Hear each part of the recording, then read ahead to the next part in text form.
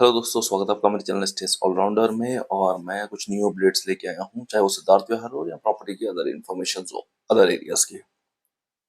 पहले affordable properties की बात कर लेते हैं। अफोर्डेबल में इस टाइम कहाँ कहाँ ऑप्शंस अवेलेबल हैं। अफोर्डेबल में आप जाना चाहते हैं तो फिर छेजा में काफ़ी ऑप्शंस अवेलेबल हैं। अप्रोक्स 27-28 लाख से भी शुरू है, 47 तक भी जाते हैं, और अच्छे 47 वाले तो बहुत ही अच्छे ऑप्शंस हैं। बाकी 27-28 लाख में भी पीछे की तरफ ऑप्शन अवेलेबल है, जहाँ आप 50 गज के घर ले सकते हैं, 60 गज के ले सकते हैं, अदर ऑप्शन। और जो 47 में है वो आपको डुप्लेक्स लेवल की चीज़ें मिल जाती हैं। अप्रोक्स 72-73 गज में स्टार्टिंग होती है, अच्छी सोसाइटीज बनी हुई। एरिया की बात करेंगे, और छेजा क्यों, क्योंकि वैसे तो ऑप्शन इधर भी है, आपका रोजा भी है, लेकिन रोजा में क्योंकि काफ़ी डीप इनसाइड जाना पड़ता है, और एरिया मुझे अभी भी थोड़ा सेटल नहीं लगता वो। और उसकी जगह पे उधर फ्लाईओवर क्योंकि बन गया है, तो रेट का डिफरेंस जो है वो काफ़ी अच्छा खासा है, लाइन के उस तरफ और लाइन के इस तरफ।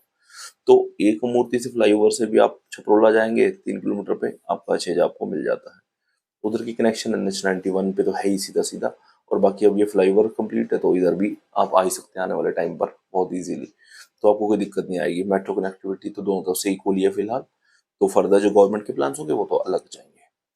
अगर बात करेंगे आप एक मूर्ति की और सेक्टर 10 की, यहाँ के जो विलास हैं थोड़े हैवी सेक्शन में आते हैं सारे के सारे। तो छोटा, अगर एक मूर्ति पे छोटा विला लेने जाएंगे 50 गज का, तो 40 लाख का पड़ता है। यही चीज़ आप उधर ले रहे हैं तो 27 लाख की पड़ रही है। तो ये डिफरेंस आ रहा है मोटा मोटा आपको, सीधे सीधे लगभग 15-16 लाख का आराम से सीधे सीधे डिफरेंस है। इसके अलावा अगर आप प्लॉट लेके चीज़ बनवाते हैं तो भी बहुत बड़ा डिफरेंस आता है, क्योंकि अक्सर होता है कि बना बनाया विला खरीदा या प्लॉट खरीदा, उसमें कितना डिफरेंस। कई ऐसी लोकेशंस हैं कि जहाँ पर अगर आप विला खरीदने जाते हैं तो आपको, मान लो आप 60 गज का सिंप्लेक्स लेने जा रहे हैं, हो सकता है वो आपको 27 लाख का पड़ रहा है, लेकिन अगर आप प्लॉट चीज लेते हैं और उस पर बनाते हैं तो आपको वो और भी सस्ती पड़ जाती है। तो इस पर भी आप कर सकते, इवन कि 33 लाख में तो डुप्लेक्स खड़ा हो जाता है। तो जो मेजर एरियाज हैं, एक मूर्ति, सेक्टर 10 और एक्सटेंशन, वो तो हो गए विलास के, यहाँ पर हैवी वेटेड विलास हैं और प्राइस अच्छा खासा रहेगा। तो 40-50-60 लाख तो मिनिमम नॉर्मल हो जाएगा, उसके ऊपर ही साइज जाएंगे। अगर आप तलप्ता की बात करेंगे तो वहाँ पे प्लॉटिंग का लेने का बेनिफिट है, बेटर है, क्योंकि इस टाइम वो बाईपास का प्रोजेक्ट और अदर कुछ प्रोजेक्ट पे डिस्कशन ऑन गोइंग है। बाईपास वाला वर्किंग में आई गया है काम करने के लिए। तो वहाँ के प्लॉटिंग में आपको बेनिफिट मिल सकता है, मगर सेफ एंड सिक्योर में जाना जरूरी है। फ्री होल्ड ही मिलेगा। अप्रूव्ड में जाओगे तो फिर आपको मोटा मोटा वही बात आती है, जीटा में 50 लाख तो मिनिमम होगी, वो उसमें मेरे ख्याल आपको 60 मीटर मिल जाएगा, और उसके बाद 80 मीटर है। तो अप्रूव्ड का सेक्शन तो अलग चीज है, अगर फ्री होल्ड में जाते हो तो सस्ते मिल जाते हैं। ठीक है। अगर बात करते हैं हम अदर लोकेशन लाइक सिद्धार्थ विहार की, सिद्धार्थ विहार में इस टाइम जो अपडेट्स आ रही हैं, जो मैं पुल और फ्लाईओवर का काफी पहले से आपको कह रहा था, अब उस पर एक्टिविटी भी शुरू, उस पर भी शुरू कर दी है इन लोगों ने। ये जहाँ गंगा यमुना अपार्टमेंट है उसके आसपास से ही कहीं इसका एक्सीडेंट निकालेंगे। अप्रोक्स 600 मीटर का ये होगा पूरा ट्रैक, लगभग ये पुल जो बनाएंगे ये। अब इसमें ये लोकेशन कहाँ से निकालते हैं ये देखना पड़ेगा। ये रॉयल जो टावर है उसके आसपास से कहीं से निकालते हैं या दूसरी तरफ से निकालते हैं, ये देखना पड़ेगा। ये पुल क्योंकि वसुंधरा सेक्टर 1-2 गली जोड़ेंगे, हो सकता है ये दूसरी तरफ से भी निकाल सकते हैं।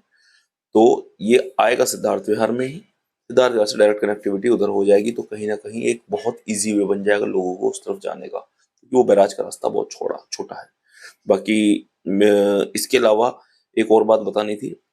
जेवर के लिए जो मैंने लेटर, सेंटर को लेटर भेजा था, जिसमें मैंने पूछा था एयरपोर्ट के आसपास कि कितने हिस्से की जमीनें ऑलरेडी अथॉरिटी लेके बैठी है या वहाँ की प्लॉटिंग में दिक्कत है, तो वो लेटर इस टाइम एविएशन को गया हुआ है, एयरपोर्ट अथॉरिटी को। वो मुझे बताएगी कि इतनी जमीन उनके अंडर इस टाइम ले रखी है उन लोगों ने, ताकि मुझे क्लियर कट पता चल जाए कि कितना एरिया सेफ है लगभग, और कितना इस टाइम पूरे तरह मुश्किल में है। क्योंकि ऐसी ऐसी प्लॉटिंग हो रही है कि आप सोच भी नहीं सकते, लोग खरीदते जा रहे हैं।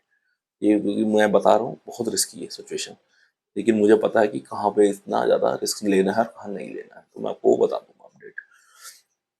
प्लॉट्स के लिए जो ऑप्शंस हैं, अगर आपको सिर्फ इन्वेस्टमेंट करनी है, मेरी बात फिर से सुन लो, इन्वेस्टमेंट करनी है तो डंगोर, ये होगा हरियाणा बॉर्डर, अल्मोड़ा, हरिद्वार, हरिद्वार नहीं, हरिद्वार में अभी ऑप्शन नहीं है। भिवाड़ी, भिवाड़ी भी अच्छा ऑप्शन है क्योंकि वहाँ रैपिड का बेटर डिस्कशन चल रही है। भिवाड़ी हो गया, और जयपुर। इन्वेस्टमेंट के लिए आप 6,500 से लेके 30,000 के बीच में ऑप्शंस अवेलेबल हैं, बड़े आराम से कर सकते हैं। 1.5 साल 2 साल का आप डालो, बहुत है, फिर आपको शिफ्ट कर लेंगे। ये इन्वेस्टमेंट के लिए है। रहने के लिए या तो 6,000 पकड़ लो, नहीं पकड़ना है एक मूर्ति आना है, चिपियाना पकड़ लो, वहाँ पे काम अच्छा चल रहा है, थोड़ा महंगा पड़ेगा, 40 लाख का खर्चा है, 50 गज बन पाएगा। प्लॉट पे जाओगे 65-70 का रेट होगा, कहीं सस्ता मिल जाता है तो ठीक है, लेकिन लाइनों के पास मत चले जाना, पीछे लो, वही ठीक है, उतना कर लो। और उसके बाद फिर नोएडा स्टेशन 10 है, वहाँ सिर्फ विला है और कुछ नहीं है, ऐसा कोई मतलब प्लॉटों के चक्कर में मत फंसना।